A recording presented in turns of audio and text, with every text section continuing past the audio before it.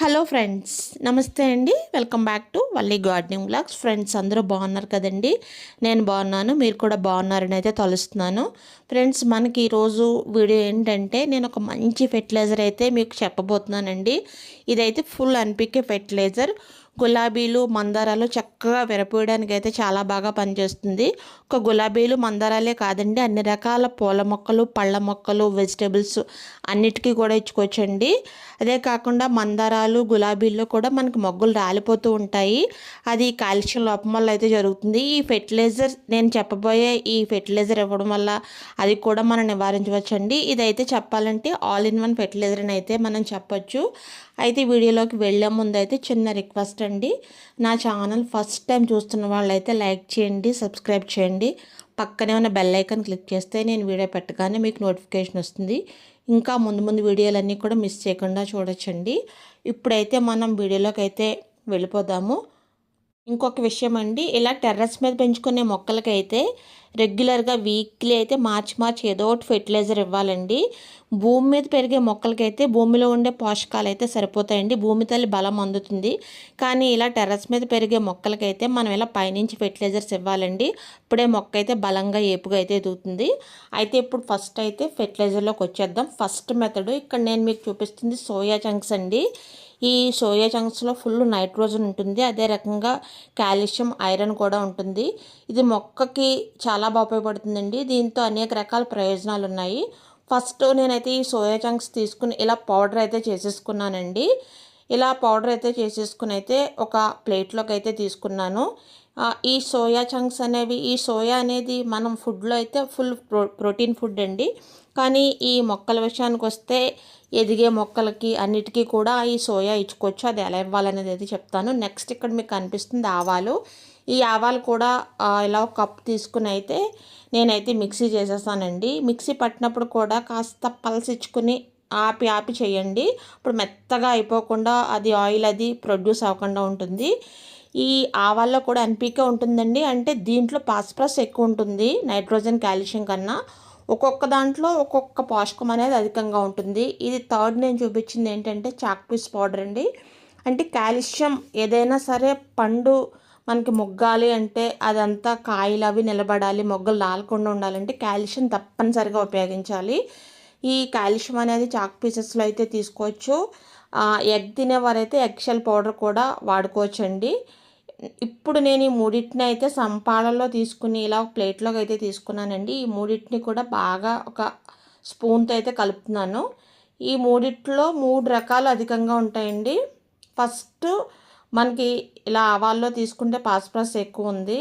అదే రకంగా సోయా చంక్స్లు తీసుకుంటే నైట్రోజన్ ఎక్కువ ఉందండి. మనకి ఆకుకూరలకి, కరివేపాకు, ఏ రకమైన మొక్కలకైనా మనకి నైట్రోజన్, ఈ నత్రజని అనేది ఎక్కువ కావాలి. నెక్స్ట్ కాల్షియం, ఏదైనా ఫ్లవర్ బడ్స్ అది రాలకుండా అన్నీ నిలబడడానికి అయితే కాల్షియం అయితే తప్పనిసరిగా అవసరం అండి. ఇప్పుడు ఈ 3 బాగా కలుపుకున్న తర్వాత ఇప్పుడు నేనైతే వీటిని మొక్కలకి ఎలా ఇస్తున్నానో చూడండి. ఫస్ట్ ఈ కుండీలకు చుట్టూ ఉన్న మట్టి అయితే తవ్వండి. ఇలా చెత్త, గడ్డి, వీడైతే బాగా పెరిగిపోతుంది కదా. ఇదైతే త్వరగానే వచ్చేస్తుందండి, ఎందుకంటే నా సాయిల్ ఫెర్టైల్గా ఉంటుంది కాబట్టి త్వరగానే వస్తుంది. ఇలా చుట్టూ బాగా తవ్వి ఇది ఒక 2 స్పూన్స్ అనుకోండి, ఇలా చుట్టూ కాస్త వేరుకు దూరంగా ఇచ్చి మళ్ళీ సాయిల్ అయితే కప్పేశాను. నెక్స్ట్ ఇలా ఇచ్చిన తర్వాత కూడా ఫుల్గా వాటరింగ్ అయితే ఇచ్చుకోవాలండి.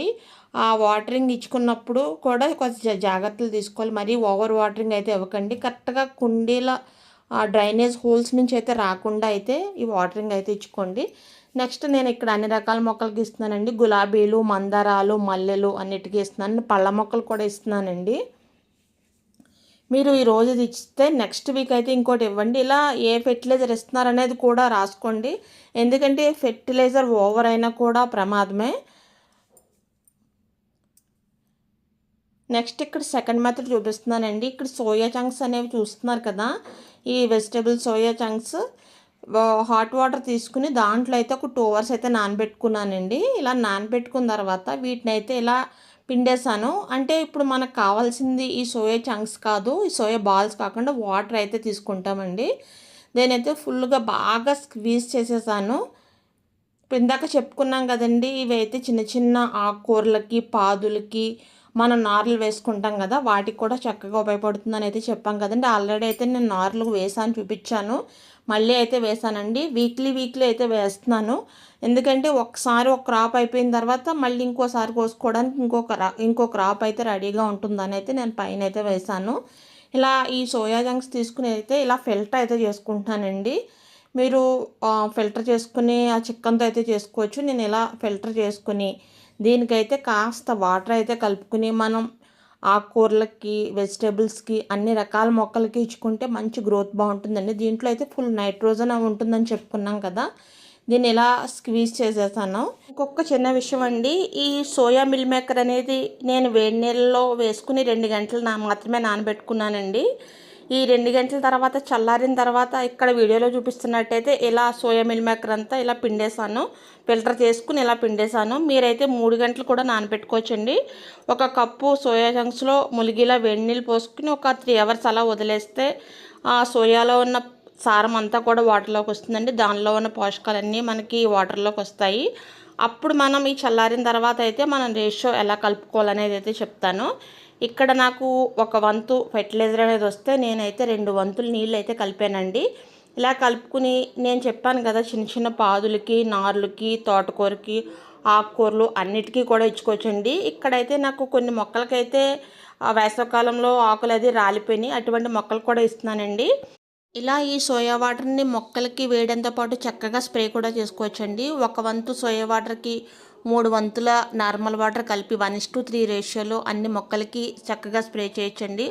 ఆ ఆకులు రాలిన మొక్కలకి, ఆ చిన్న చిన్న నార్లు వేసిన మొక్కలకి, ఆకుకూరలకి అన్నిటికీ కూడా స్ప్రే చేసుకోవచ్చు. ఇక్కడైతే నేను వేసిన అన్ని మొక్కలకి కూడా కొద్దిగా వాటర్ అయితే వేసానండి. అంటే వర్షం ఎక్కువగా ఉండడం వల్ల అయితే నేను స్ప్రే చేయలేదు. ఇలా అన్ని మొక్కలకి కూడా కొంచెం కొంచెం అయితే ఇచ్చానండి. ఇలా ఇవ్వడం వల్ల దీనిలో నైట్రోజన్ ఉండడం వల్ల ఆకులు అయితే త్వరగా ఏర్పడతాయి. అదే కాకుండా ఇందులో ఉన్న క్లోరోఫిల్ ప్రొడక్షన్ జరిగి ఫోటోసింథసిస్ ప్రాసెస్ వల్ల మళ్ళీ కొత్తగా కొమ్మలు, చిగుళ్ళు కూడా వస్తాయండి. ఇప్పుడు సోయాని ఇంకో రకంగా ఎలా ఇచ్చుకోవాలో చెప్తానండి. ఇందాక చూపించినట్టు ఈ సోయా పౌడర్ ఉంది కదండి, మనం ఏదైనా టమాటా కానీ, పచ్చిమిర్చి కానీ నారు వేసిన తర్వాత 20 రోజుల తర్వాత మనం మార్చుకుంటున్నప్పుడు, మొక్క ట్రాన్స్ప్లాంట్ చేసినప్పుడు మట్టి పైభాగంలో ఈ సోయా పౌడర్ ఇచ్చి మనం మట్టి కప్పేస్తే మొక్క త్వరగా గ్రోత్ ఉండి త్వరగా అయితే మంచి పళ్ళు అవి వస్తాయండి. ఇప్పుడు ఇది ఏంటంటే మనం ఇందాక పిండేసిన సోయా ఉంది కదండి, దీంట్లో కొద్దిగా వాటర్ కలుపుకుని 1:1 రేషియోలో అన్ని మొక్కలకి ఇచ్చుకోవచ్చు. ఇంకొక విషయం ఏంటంటే ఇందాక నేను చెప్పినట్టు చాక్ పీసులు కూడా పౌడర్ చేశానండి. లేకపోతే మీరైతే ఏదైనా రాయితో కూడా కొట్టుకోవచ్చు, లేకపోతే ఎగ్షెల్స్ వాడచ్చు. ఇది ఫ్రెండ్స్ వీడియో నచ్చితే తప్పకుండా లైక్ చేయండి, షేర్ చేయండి, సబ్స్క్రైబ్ చేయండి. మళ్ళీ మంచి వీడియోతో అయితే మేము ముందుకు వస్తాను. అంతవరకు సెలవు, బాయ్ బాయ్.